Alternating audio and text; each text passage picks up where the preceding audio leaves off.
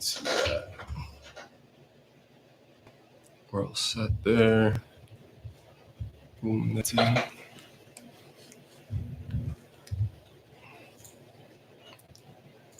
Start live there. There we go. It's just starting. There we go. Still can't believe we have the same headphones. I know you messed up, man. I know I did. So messed up. And we're on TikTok. Let me raise this up a little bit. That's better. There we go. Good. Some music.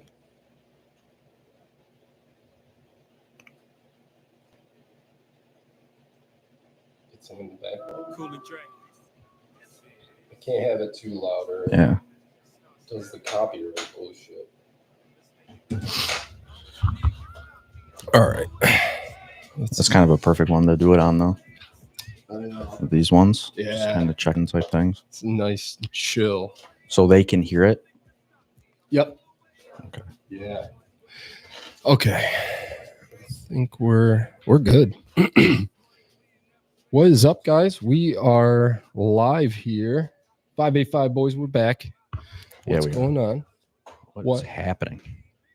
So we did.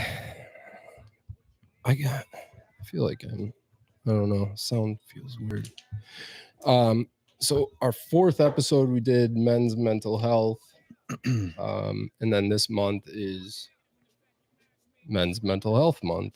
So we decided we're going to do like a follow-up, do a check-in on all the guys out there, all our boys, our fellow men, and just kind of check in, see how everybody's doing, see if there's any conversation, see what's going on with people, and just keep the awareness going about men's mental health. So before we do that, one thing I did want to address, here we go, before we get into our stuff, was so earlier this week I made a post about Rich Miller. Yeah. And I was going through all my files, cleaning stuff out. And for those of you who don't know, Rich Miller is a real estate agent out here on the west side, and claims his thing is best in the West. So anyways, I was cleaning out all my files and came across my whole big file that I put together.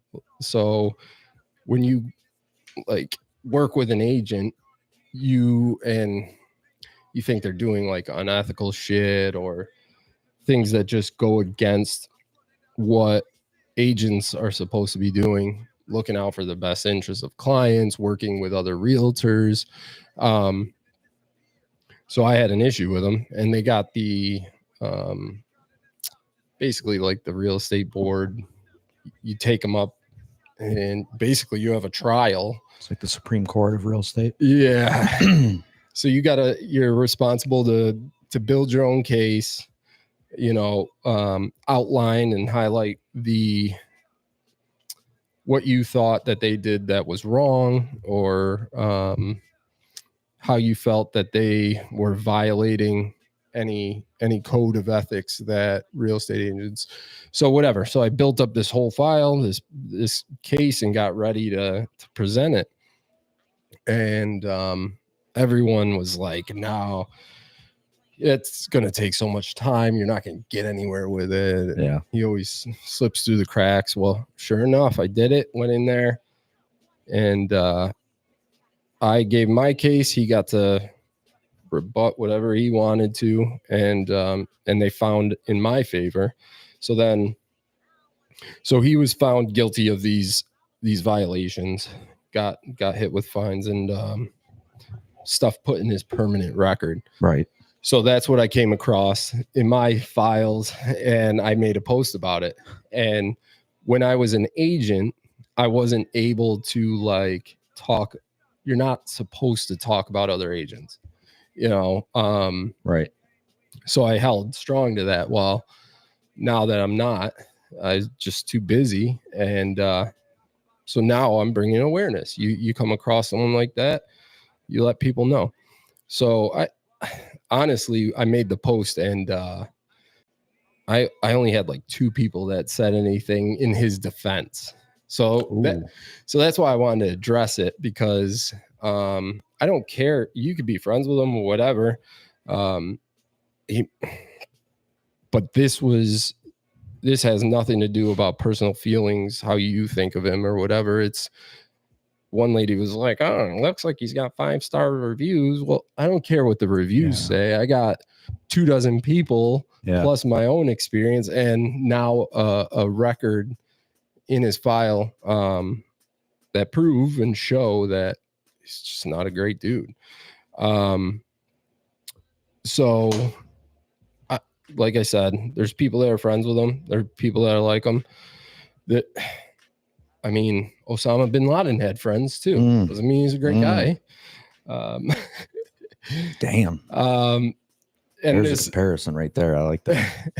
This one group I shared it to, I posted, pissed me off because it's for the Brockport community for discussion and all this shit. And they kept deleting it and taking it down. I'm like, what are these admins doing? Like, people are going to make the biggest purchase of their life, biggest decision. So it's no different than if you walked into a restaurant, it was terrible, and you go and give a review. Yeah. Well, that's what I'm doing. Everybody has their chance to voice their opinion. Exactly. And I wasn't, just for the record, I didn't say anything that was false about him. Didn't say, nothing untrue or slandering him or anything. It's all documented shit. So at the end of the day, if anyone has a problem with it or he has a problem with it, can ask my D. There we go. Oh my God, I feel like we can do this. Yeah.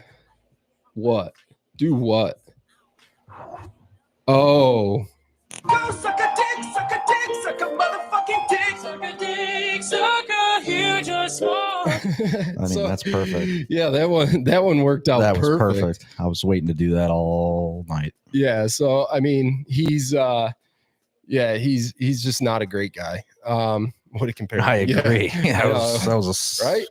That was deep. Good or bad, everyone. Big time. Everyone's got a friend. Yeah, true. Doesn't mean they're a standout person. What's up, man? Okay, so now that that's done, fuck that guy. Let's get into some shit. So yeah, so some of you guys weren't on when we started. We just we're doing this episode just to kind of check in. Got a few things we're going to discuss, but for the most part, just anyone wanting to chit chat and just keep that awareness for men's mental health. I just wanted to touch base, kind of recap and refresh some of the crazy stats out there for this men's mental health. Just to kind of give an idea how crazy it really is. So here's some stats we'll start with, and then as we go through, we'll break some stuff down. First one in 8 experience a mental health disorder in their lifetime, whether it's depression, anxiety, some substance abuse, PTSD, depression. 6 million men experience depression in their lifetime annually. Anxiety disorders, 14.3%. Substance use, 1 in 5 men have substance abuse issues. The PTSD one, so that one they actually broke down pretty good. I saw, from what I was seeing, 1 in 25, about 4%, men experience PTSD, and a lot of it said that was underestimated, probably because a lot of people don't discuss it or they hide it, mask it in some way. When it comes to our vets, anywhere from 11 to 20% of men experience PTSD. For Iraq and Afghanistan vets.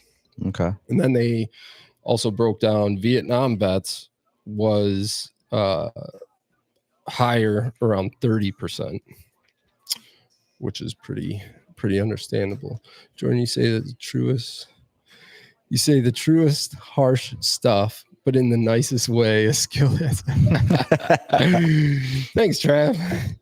True. Well, that's True it, that. because I'm not, my point isn't to be an asshole. I'm going to just say it how it is. That's just, I'll say whatever anyone else is thinking. I'm fine with it. It's true. What I want to know from these stats is, who are these people who aren't, like, I guess what I'm asking is what is like an anxiety in terms of like a difference from depression, like in terms of, because you said only, like, well, not only, but 1 in 8 people get it. Who are these 7 people who aren't getting any of this? I don't know. Maybe they're not talking about it. Right. I would guess it's a lot higher. It's just right. It's men. Yeah. So okay. The whole thing behind it is, it's still a lot of people, 1 in 8. It is. Yeah, when you look at how many people we have in the United States. Yeah, I think I bet it would be like 75, 80%. Yeah, if people actually talked about it. Yeah. When you go through your life, there's bound to be something. Right. You right. know? Yep. Exactly. But yeah, it's still a lot though. 1 in 8 is still a lot of people. It sure is. That's so now I'm gonna go through the suicide stats and then we'll move on, because those ones are kind of crazy. Yeah. And some of these we touched on in that episode, but we're here to kind of bring that all up, keep it fresh in people's minds. So suicide, for men, 4 times more likely, 4 times more than women. This one was pretty crazy. I saw a couple different ones. One of them that I saw was a man commit suicide every 13 to 14 minutes, which is on average 105 per day, or over 38,000 a year. And then in some other places I saw it was even more. It was one man at every 11 minutes, which is about 130 per day, and over 47,000 per year, which is crazy. And then if you look at it globally, 75% of suicide deaths worldwide are men, and globally, 1 man every minute on average. That's fucking crazy, man. That is insane. Yeah. When you say that stat, 75% worldwide are men. 75% of suicide deaths worldwide, and then 1 man every minute on average. Oh my God. Yeah. That's crazy. So you think about it, if we sat here for an hour on the podcast, 60 men could have committed suicide by the end of that. So yeah, that's why it's so insane. And one stat that I actually saw was that which actually surprised me. I didn't even think about it, but said that women attempt suicide more, but men commit more lethal, like suicide, succeed more, right? I guess. Yeah. Right. Wow. So I don't really have any deeper stats about that, but yeah, it's one of the resources I saw said women attempt more, but men actually follow through and succeed more. Yeah. I've also heard things like, I mean, it kind of makes sense. Like, it's still awful, but I think a lot of those the attempts are more of a cry for help. Right. Than actually, obviously, there's not okay, but yeah. like, they're not actually, they don't want to die. Right. You know? Right. Like, they're not, that's not what they're going for. Yep. It's more of a cry for help type thing. So yeah, I can kind of see that. I don't know why it's more women than men, but I think they're just so much more emotional. Maybe more, I don't know.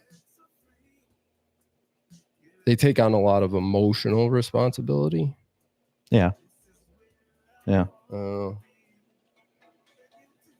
I'm just saying, like, I wonder why there's more, like, it's a high, and I don't want to see success rate, but for men, than, you know, like, right. That's why it kind of jumped out to me. Like, maybe it's even going back to, I mean, it's not the right way to do it, but talking, you know, men don't talk as much. Right. We've already talked about that. So this might be just another way to get that out there. Yeah. Yep. You know, whereas men are just past that point. Yeah. They've already been like silently battling it. And then that's it. That's another reason to talk to somebody. Yeah.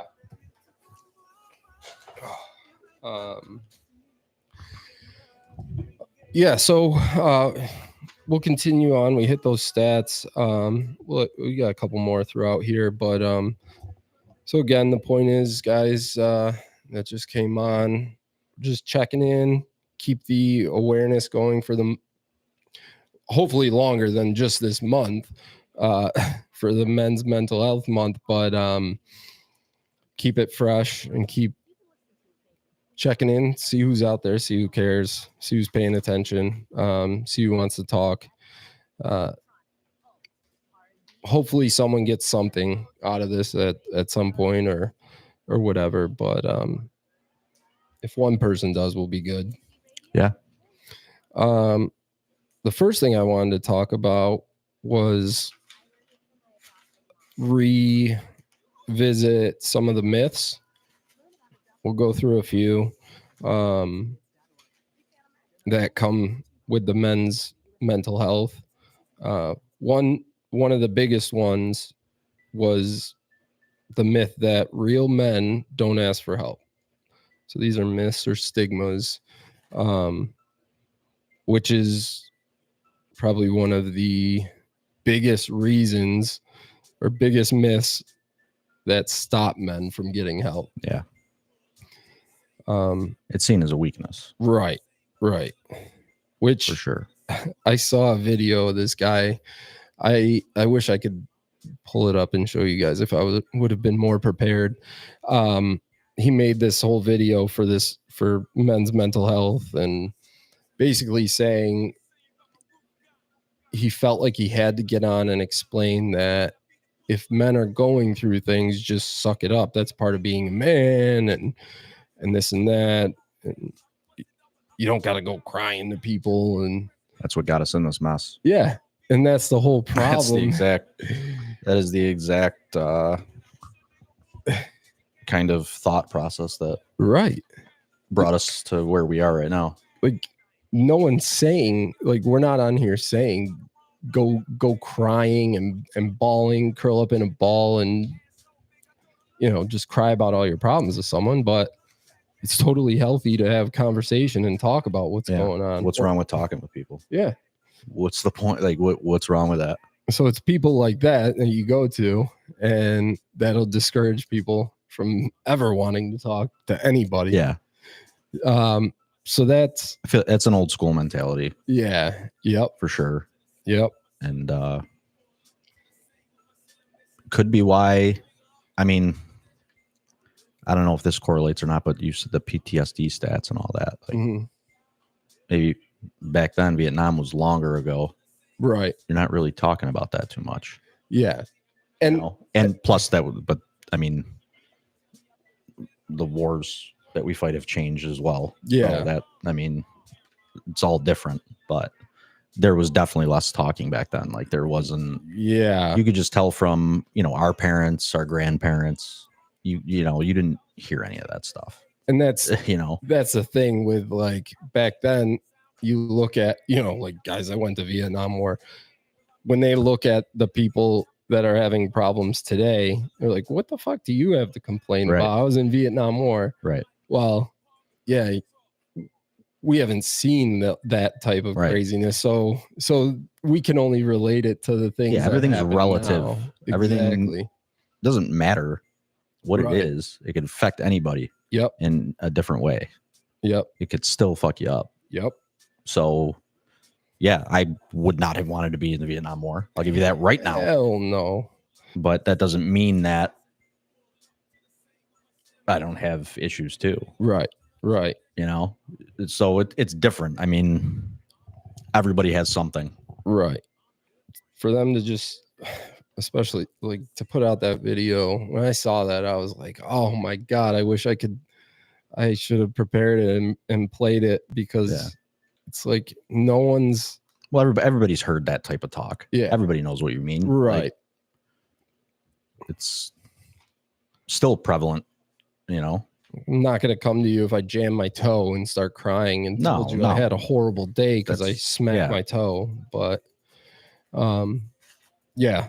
So that was the first one. That was the big one. Another myth is basically that just men are bad or don't have any coping strategies to help, which isn't true. There's plenty of ways that help that can work for you. There's different things. You know, little things like your diet, the way you eat. Yeah. That you'll feel better. Yep. Diet, exercise. Yep. Yep. Hydrating. To be honest, that goes along with diet. But no kidding. It really is a big thing. You feel a lot better with what you're hydrating. Yeah. Well, yeah. So this actually used to be one of mine, like keeping busy or like me, I would keep busy with work, but at first I was using it in a negative way. So if I was like in it and not feeling great, I was overwhelming myself with work so that I didn't have a second to think. Yeah. So there's that balance of keeping yourself busy. It's just doing it in a healthy way.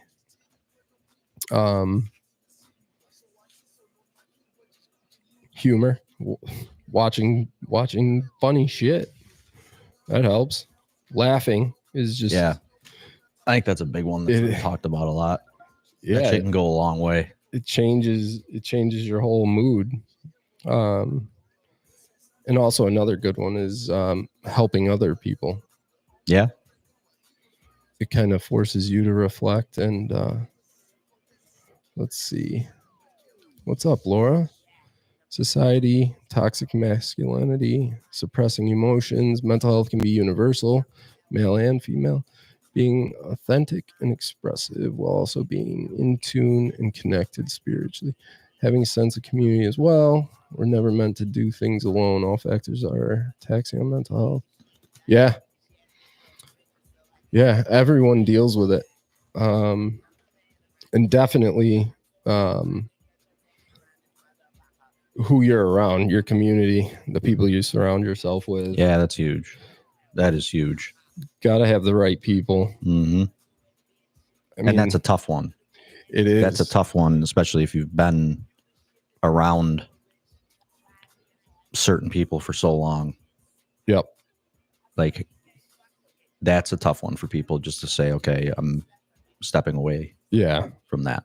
I mean, because it could take years to realize just like a bad relationship. Yeah. You might not For sure. Yeah. like really wake up to the fact that it could be toxic. Yeah. Or in denial. Too. Yeah. That's another huge one for sure. You don't want to believe it's not healthy just because you're comfortable or know the person, but comfortability is definitely a huge thing with everything, with your, that's everybody loves to be comfortable. Yep. Yep. And that's with your job, anything, goes with your whole life. Yeah. People you're around, obviously, that's huge. You're comfortable with certain people. That's another one that's like, that could go both ways. Like, are you comfortable because you don't like change, or like you're scared of change, or are you comfortable because you literally can trust that person? You have a good bond, Yeah. Is it healthy or not? Yeah. So, another thing that I have is, so this is another myth or stigma. Only weak or selfish people commit suicide. So that's an opinion that I think over the years I've changed, because I used to kind of think more that way, like how selfish, blah, blah, blah, blah, blah. I never thought anyone was weak for committing suicide. I always thought of it from the sense of like the selfish side of it. Yeah. Yeah. I've heard people say that all the time. Right. Which I definitely understand, because I used to think that way. Yeah. But at the end of the day, I feel like it's almost more selfish to think that way, because it took some serious shit for someone to go that far. Something the feeling was out of their control to push that far. So if they couldn't even think about the best decision for themselves, then obviously they couldn't think about other people. I think it's dangerous to label that as just right off the bat as selfish. Right. Or weak. I definitely don't think it's weak. I think that person's obviously been battling for a long time. Yeah. But the selfish one it's tough. It's tough, especially, if you're leaving behind, your family, kids, wife, right, whatever, in that way. Yeah, it's tough, but at the same time, that person's not thinking about that.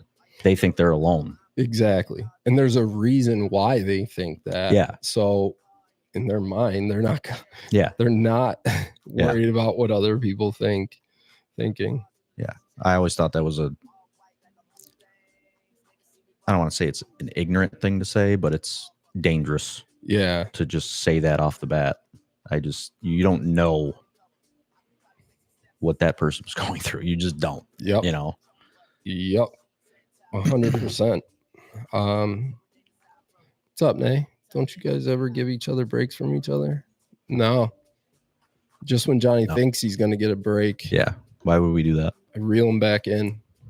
I don't even understand the question. What a dumb question. Yeah, that's silly. Next myth that I have, a stiff drink will fix it. Or at the end of a bad day, a stiff drink will fix it. That can just get bad. Yep. I mean that we've seen that firsthand. Yeah. That's not the right way to deal with it. It's a mask. And I could see like going out with your friends every now and then and having fun and stuff like that. Like, I don't think there's anything wrong with that, but right. That's not a solution. No. Not a healthy solution. And it's not more times than not, it's not going to end well. No. And yeah, like, we know that for sure. Yep. We've seen it. I mean, we've seen it progress. Yeah. And it's not good, and it can happen fast. Yeah. Whatever that underlying issue is, it only makes it worse. Mm-hmm. You're just masking it in the moment. Yeah, and that's for that night. Yeah. That's it. Yeah.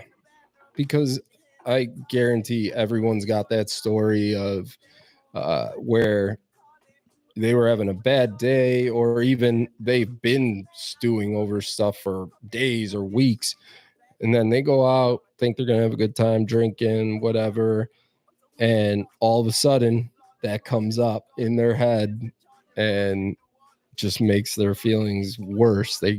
You could become more angry, sad, whatever you're feeling. It's just going to get amplified. So that is not the answer. No, I wouldn't say so. Yeah.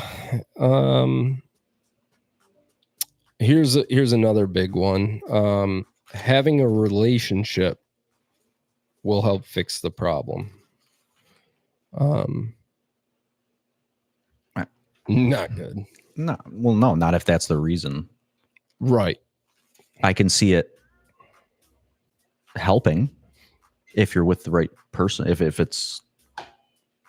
you're with them for the right reasons and it's the right person, and yeah, I could see it definitely helping. Right. But no, you can't. I wouldn't necessarily say you just get in a relationship and it's going to go away. Like, no, that's not going to happen. Right. Yeah, because I mean, we've talked about this in past episodes, where if you get in a relationship and you haven't healed yourself or gotten happy with yourself, and you just don't want to be alone, and you're in a relationship, eventually you're either going to jeopardize the relationship or that other person. Yeah, it's not fair at all. It can make things worse. So yeah, just not wanting to be alone and being in a relationship to cure that, it's not gonna do anything except hurt everyone involved. This is the last one I had written down. The last myth. Only this one hit home for me too. Only because I was like, oh shit. Only women suffer from the baby blues. Baby blues or postpartum depression or anxiety.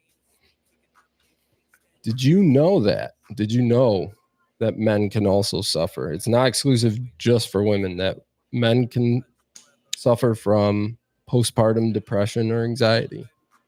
Well, it's a stressful time for everybody. I mean, it's obviously awesome time, great time, but it's stressful. It's a total change of life. It is. It's completely different after that, and that goes along with how we just said. People don't like change. There's people that don't like change. There's people that they might have a lot of people are big with routines, stuff like that. It changes. Yeah, your whole. I mean, especially when they're little. You get a find time to take a shower. Yeah, like you gotta, like it's a different ball game once that happens. Yep. So yeah, I could completely see that for both. Absolutely. Yep. So I saw that 45% of men don't know that men can even experience it. So here's some stuff I had on it for postpartum anxiety and depression in men.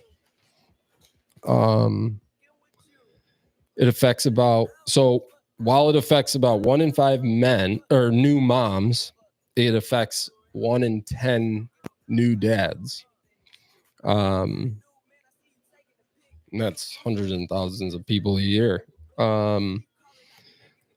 So like I said, about 45% of men don't even know that that's a thing, which means that they don't know what's happening to them. So if they don't understand why they feel, they don't Right. know how to treat Yeah. it or deal Yeah. with Yeah. it. Yeah. So about 8 to 10% new fathers can experience, it's called paternal postpartum depression. Some places it shows as high as 25% in the 3 to 6 months after birth. So they say that's like the big time that most men will go through it if they do is 3 to 6 months after the baby's born. And then especially it can go up, especially if the mom's also going through it. Yeah.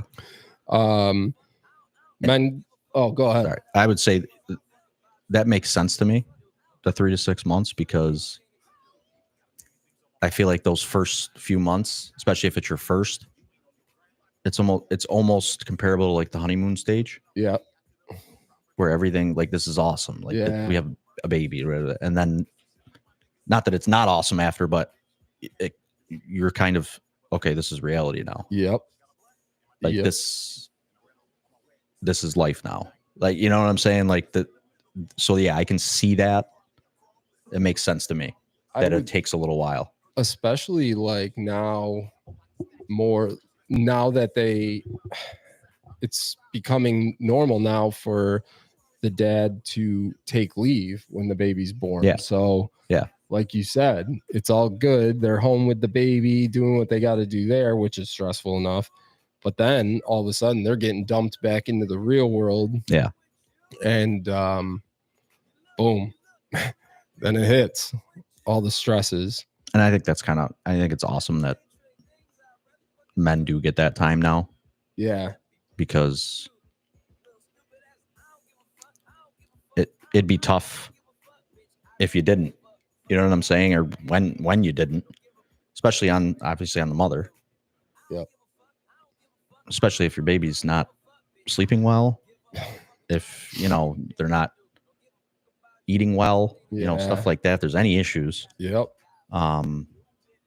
That's tough. And just like the fact that we all know that there's a bond between the mom and the baby. Well, that also gives time for the dad to grow a bond with a brand new baby too, Yeah, so absolutely. It is. It's a good thing, I think. And my situation with our first was different because we had him. Actually, she was still in college and I was just out. So I didn't even get a job for the first little while because I stayed home with him. Well, she had to go. Right. She couldn't miss, you know? So back then, yeah, I was young and it was stressful as hell because I didn't know what the hell I was doing. Yeah, no kidding. But I look back and I'm like, I'm glad, Yeah. It was awesome. Yeah. To be honest with you. I mean, would I want to do it again now? Probably not. Not knowing what you know now. Just being like scared. I can still remember that. Like, right. Especially the first, few like weeks by yourself. You're like, shit, what do I do if something goes wrong? Yeah. But it is. It's unnerving. Yeah. But I think it's good. Definitely good thing for the men to be able to kind of stay home and create that bond right away. Yep. Yeah. And going back to work will probably be tough for sure, but at the same time, I think it's tough for the moms. I would say, going back to work, obviously, just a little bit more of a. You're attached to that baby for 9 months, and then so it's a little different. Yeah. For the men, it's probably almost like a little bit of a break. All right, yeah, like that's all right. That was cool, but like let's. This isn't bad. Reality now, and so aside from postpartum depression for the dads, the paternal postpartum, There's also about between 5 and 10% of expectant dads experience, it's called prenatal depression.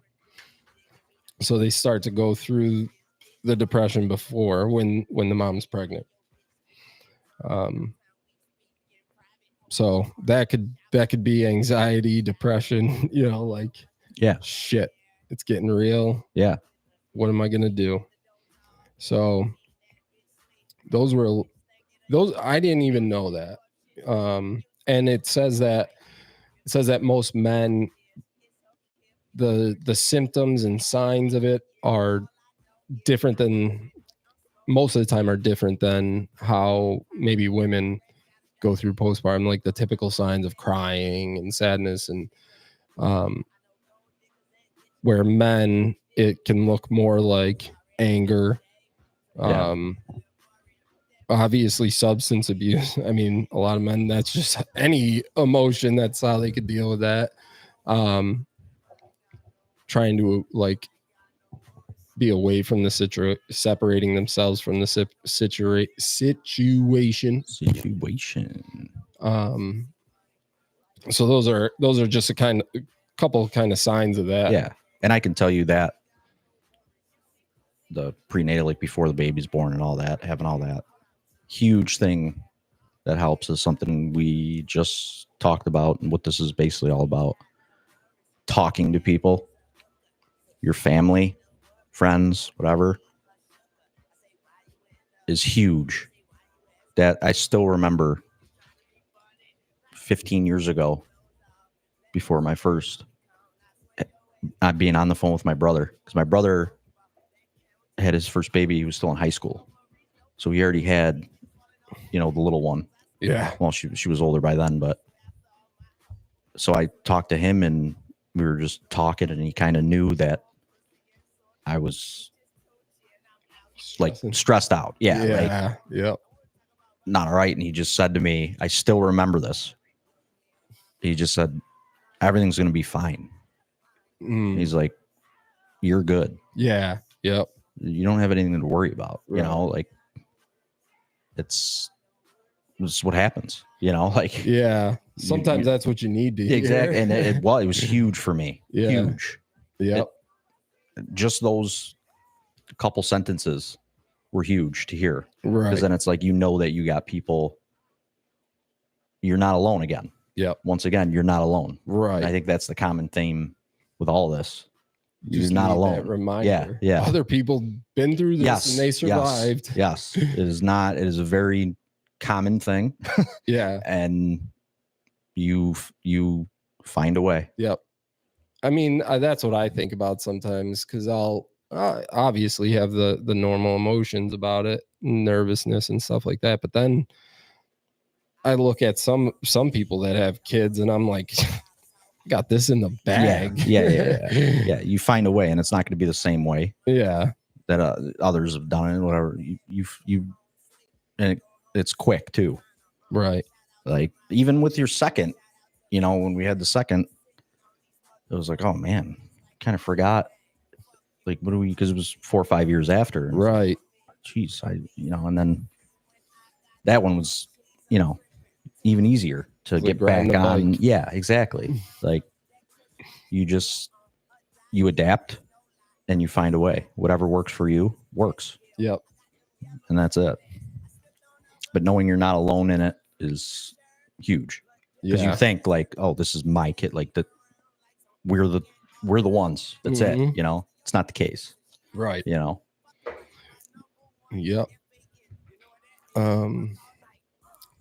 Next thing I had on here was doing some real talk. Any stories? So one I wanted to, I mean, obviously there's just people in and out on here. Kind of see if anyone had any stories they wanted to share about times they went through any depression or whatever, and then how they got themselves out of it. So if anybody that was on here or in and out has an example or whatever they want to share, hit us up. I'd love to hear what you were dealing with, how you got yourself out of it, how you are now, how it changed you. I think it's good looking back, when you're going through it. Obviously you keep it in close circle. Yeah. But I think after the fact, it's good to talk about it, let people hear what you went through, and then maybe someone's like, oh shit, I'm going through that now. And, or I haven't tried that. Yeah. I haven't tried with that person. That maybe it'll work. Yeah. Maybe, because not all the same things will work for everybody. Everybody always says, oh, maybe you need to see and we talked about that too on the first one. Because everybody's like, you might need to see a therapist or whatever. That's great if it works for you, but it doesn't work for everybody. Exactly. Yeah. So that's not like and that's what everybody always says though. They make it such a that's generic. The first thing that they'll go to. Yeah. You need to see a doctor. You should talk to someone. I'm talking to you. Yeah. Right now. What am I doing? Yeah. Like, yep. That's yeah, that's one thing that I'm always like, I don't know. Therapy, especially to like, and we've said this before too about it, like you could go through 5 therapists. Like a lot of people might go to one and be like, yeah, it's not for me, where really that therapist might not have just been for you. So right. Yeah, that's true. People got to remember that if that is something they want to visit, the therapy thing, people got to know and be aware, like the therapist has to fit you too. Like you can't just go to a random therapist and, if you don't mesh, think that therapy just doesn't work. Well, maybe it could work for you, but you just don't have the right therapist. Right. Because they're not all the same, and everyone that they're dealing with is different. So it's kind of they gotta match you. And that's actually what I did too. I saw, or didn't see, but talked to one for a little while, and just wasn't for me. I find for me, it's way better if I'm talking to people that I know and trust. Yeah. Yep. But then again, I have those type of people. Some people might not have a close relationship with their parents or close friends, so that's when I would say, yeah, maybe go to that therapy route. And like you said, it most likely, it might not be the first one. Yep. And I'll make sure we're going to review. I'm going to, so that it's on the video. I'm going to list some resources, different resources that there are out there for help. But people also should know, and you'll see at the end, is that it doesn't, if you don't have other people in your circle or whatever to talk to, the only option isn't like a licensed therapist per se. There's other groups out there, like especially for men too. There's this one that it's like they almost make the platform where it's like you and me talking. Yeah. It's other people that are going through stuff. And that might be huge for somebody to hear that other people are going through it too. Because there definitely are. Exactly. But you might need to just hear it. That right there might just do all, make all the difference. Yep. So there's a lot of different types of resources. And so therapy doesn't, outside of people that you're comfortable with, therapy doesn't have to be the only option. There's other options they're great. And I'll make sure the ones that I talk about in here, I'll put on in the comments. I'll leave links and stuff like that, so people can visit those if they need them, or just check them out so you know what your options are. So God forbid if you do go through it, boom, you already know where you can go.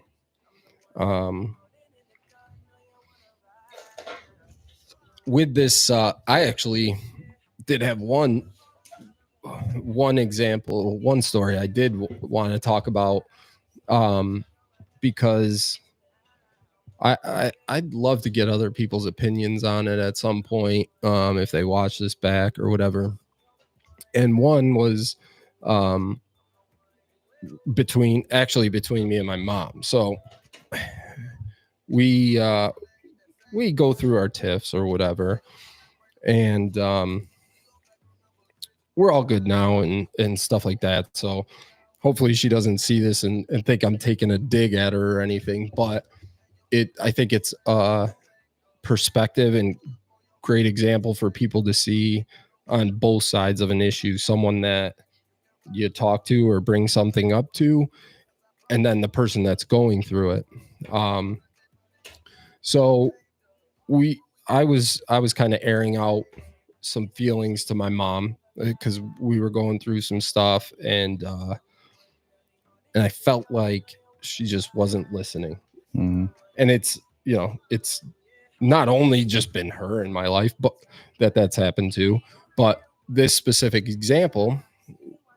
So I was trying to explain, and a lot of it I felt was she was kind of like turning it almost like we've talked about, like trying to still make it feel like I'm the problem, or whatever. And yeah, I have my flaws, and there's issues that I have that might have upset her. Yeah.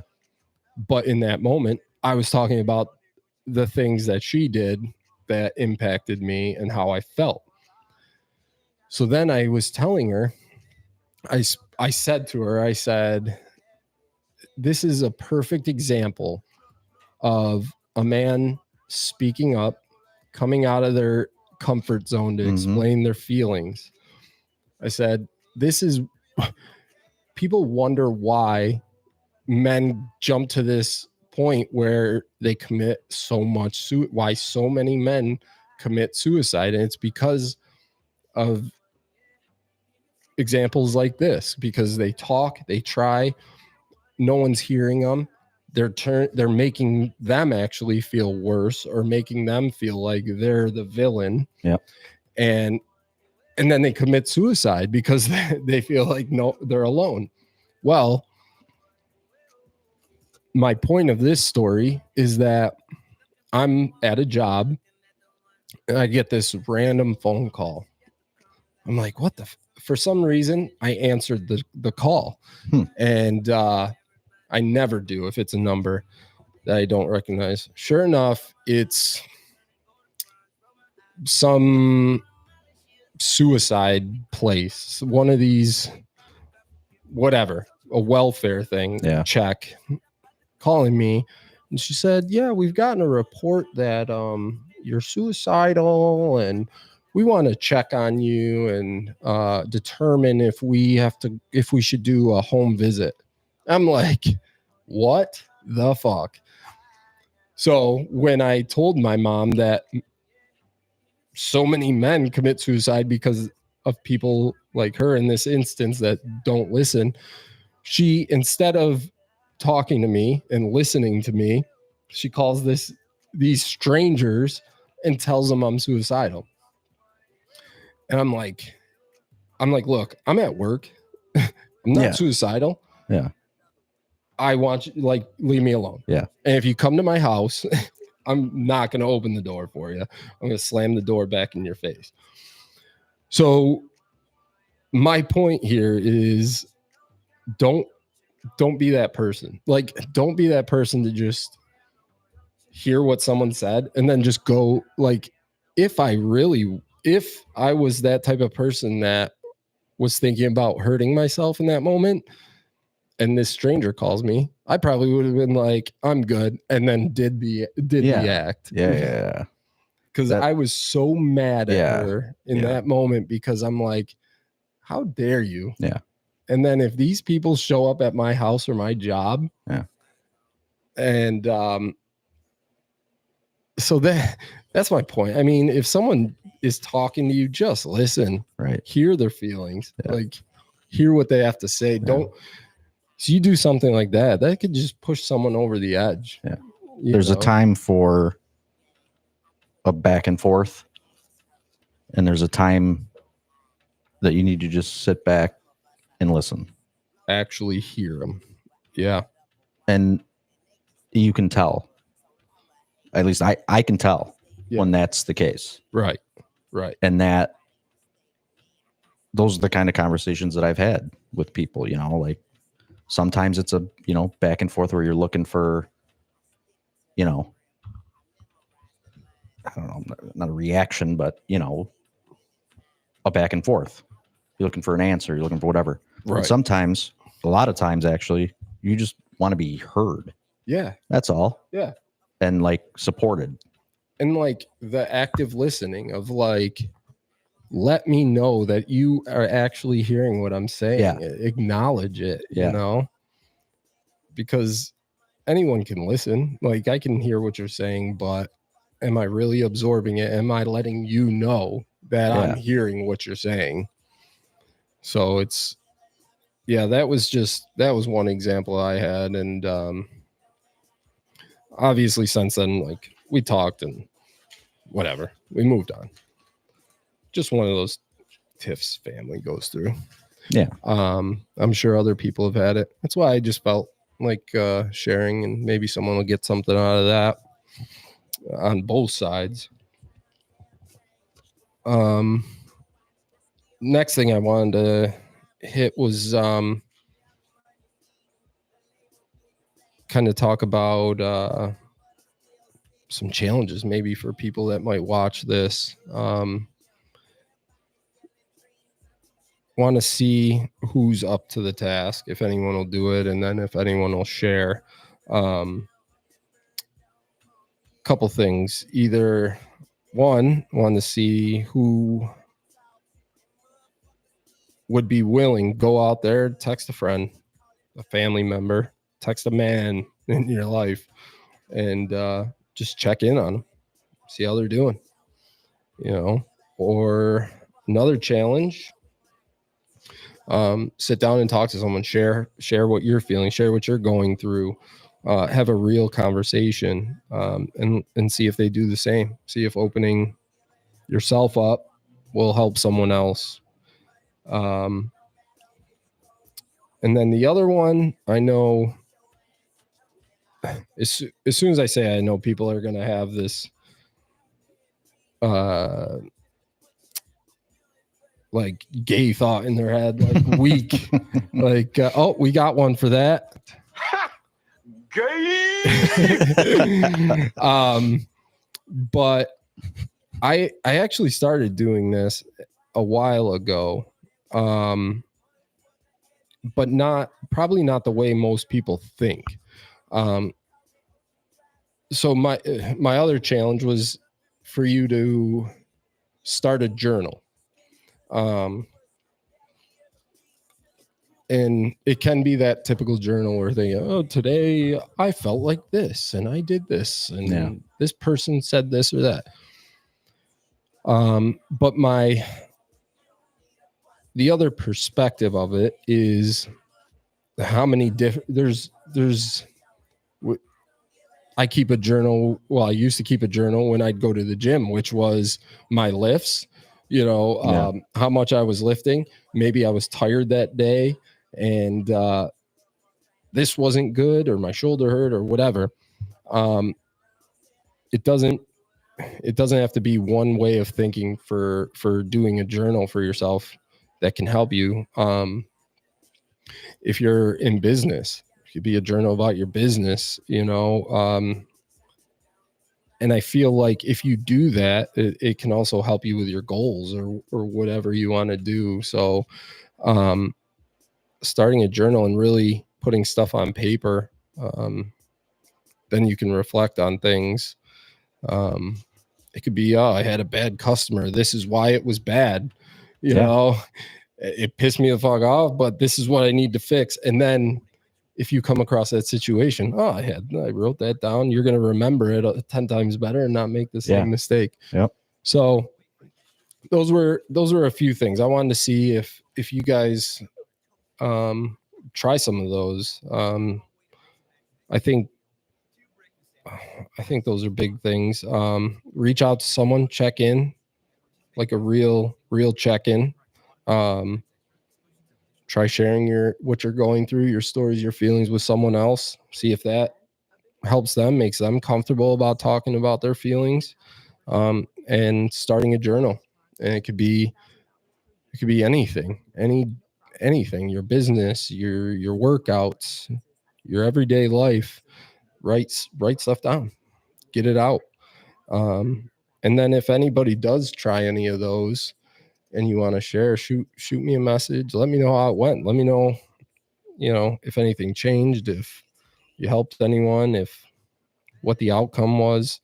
I'd love to hear some stories, even if there's one person that tries it and lets us know.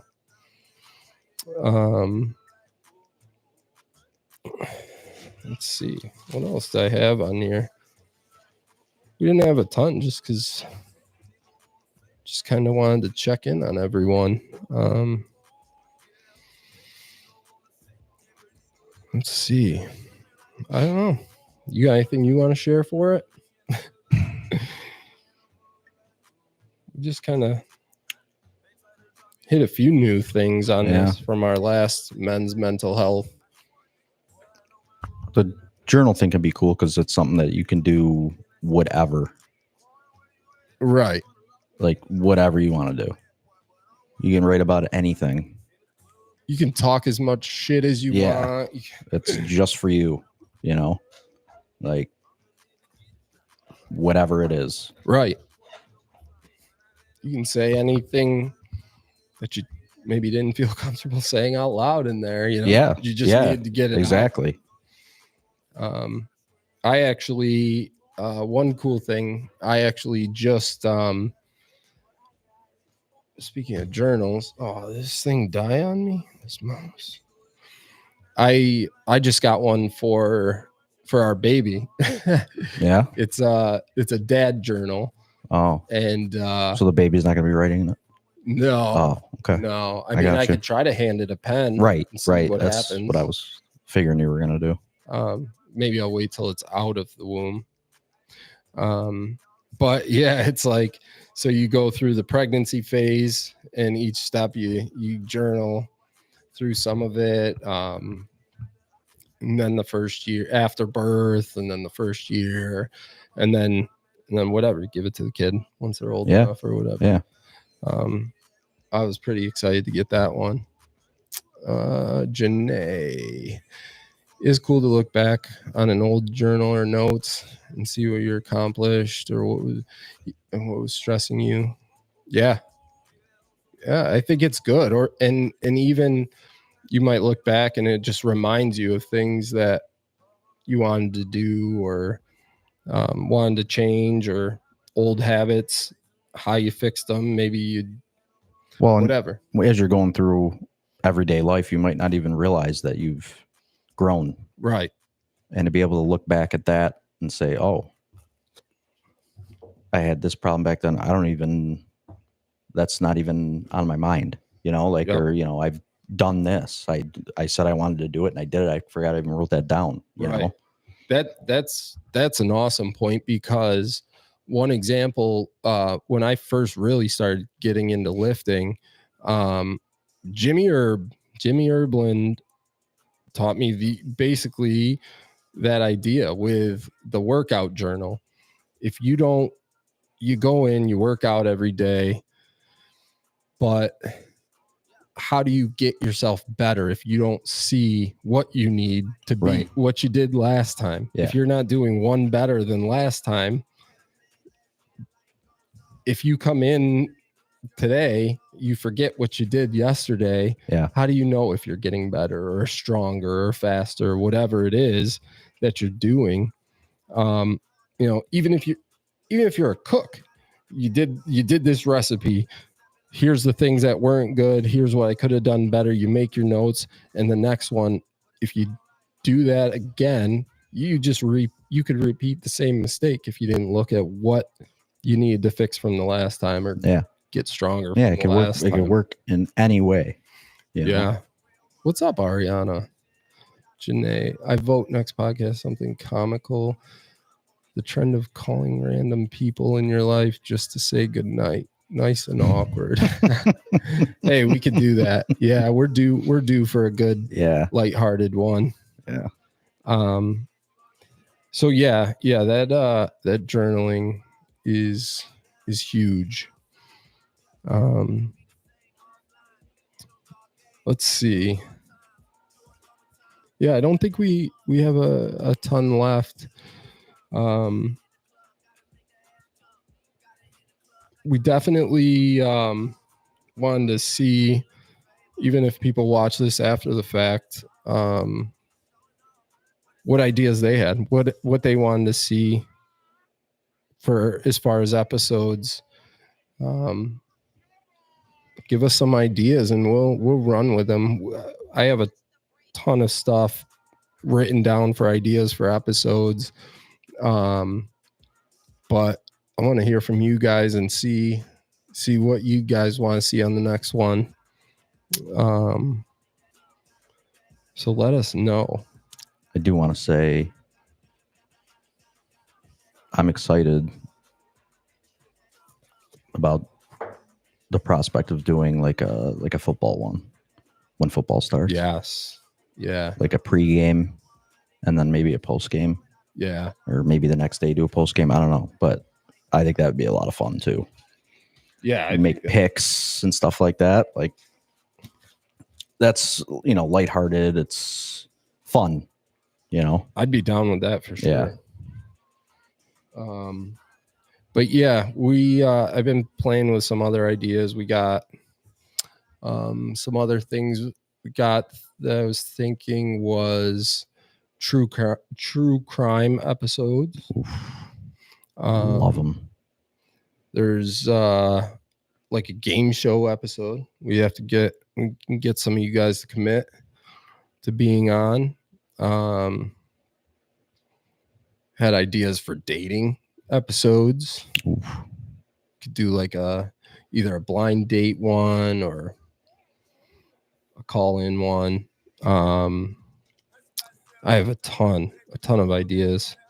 Try to prank some people. I'm working on that one. So yeah, if there's anything crazy you guys want to see out of our podcast, let us know. We're pretty much open to whatever. I might have left it in my backpack. Actually, it's over there. Johnny, you got to keep them entertained for a second. Okay. I have a list of resources I wanted to at least put out on here. Oh, wait. No, that's not it. Got it. Yeah, you got to keep them entertained for a second because I got to look. I think I have the paper in my bag. BRB. Well, for right now, we say this to you. And we say bye-bye. That's what I say. I got it. It fell on the floor. Oh. Well, you didn't go for long. No. I just did the bye-bye. That was easy. Yeah. All right. Yeah. So just so that there's some resources and I'll list them in the comments or wherever they get listed on here. I'll put them in. Couple of general ones. You can call the 988. That's a suicide and crisis lifeline. National Institute of Mental Health, NIMH, substance abuse and mental health services. All of those are great resources. If you don't know where to go, if you don't know what your options are, men specifically, I think I listed these on the other episode. There's Man Therapy, mantherapy.org. That's a great one. There's Heads Up Guys, headsupguys.org. For our fellow Black men that are listening, there is therapyforblackmen.org. blackmenheal.com. And then there's more general on betterhelp.com. So all those have great options, great, whether it's specific or general, they have ways to reach out for whatever you're going through, whatever PTSD, depression, anxiety. Bottom line is there's an option for sure. Yeah. Just got to find it. And I mean, there's been people that I've seen going, a lot of people post their lives and what's going on. And there's been plenty of people I've reached out to too. Like, if you're going through some shit, if you got no one to talk to, I don't care if you message me or whatever you want to talk to us, or we're not professionals or anything, but we go through shit just like everyone else. And, might not have great advice, but I'll listen. Yeah. So yeah, you can reach out to me anytime you want to talk, for anyone that's going through shit. Yeah, so Mental Health Awareness Month, just here checking in, pretty low key, pretty quick. Couple new pieces of information on this one that I didn't even know till I was diving in. Yeah, some interesting stats, shocking stats, I would say. Yeah. That so for anyone else out there, that the postpartum one for men and the prenatal depression, I never even knew that. I'm sure there's a lot of women and men that didn't know that men can experience that too. So it's good. I feel like it's good to be aware of that, so you know why you're feeling that way if you're going through that. Because for any guys that were gonna be dads or were dads and going through the shit and didn't know why you were feeling that way, well, could have had postpartum depression. Yeah. So I know a lot of attention gets put on the mom or whatever, but yeah, men are going through it too. So yeah, try those things. Let us know if you try any of those things. Check in with someone, talk to someone. If you try a journal and it works for you, let us know. Even if it doesn't work for you, what does? It's all good info though. Yeah. Yep. Yeah. So I think we can kind of wrap things up. Hope you guys are all good. Just keep your mind right. Check in on your people. Yeah. Talk. Yeah. And listen. Yep. Those are the two big ones right there. Yeah. It's Men's Mental Health Month, but it doesn't it shouldn't stop after that. No, it's a 12-month thing. Yep. Just like all of us. Summer is here. You should do an episode about summer stuff that's going down this year. I could do that. Could make a list and see what we got going on and talk about it. Yeah. I'd like to go out and try to do something. I'm not good at all that. I'd have to learn all that too, to go out on the scene and do a live podcast out in public.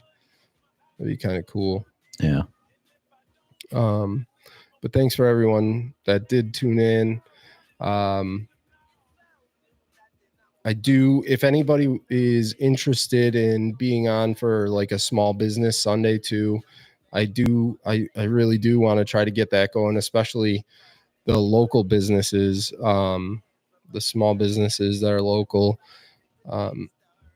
Let people know kind of what the resources are out. If someone's looking for stuff they need to get done, home improvements, stuff in the trades, whatever it is, Yeah. whatever your business is. If you're interested in being on for a small business Sunday, just reach out to me and we'll get you on. We'll set that up. Until then, thank you guys for popping on, and we'll catch you on the next one. Yeah, for sure. Cool. You guys take it easy. We'll catch you later. Later. Bye. Go Bills.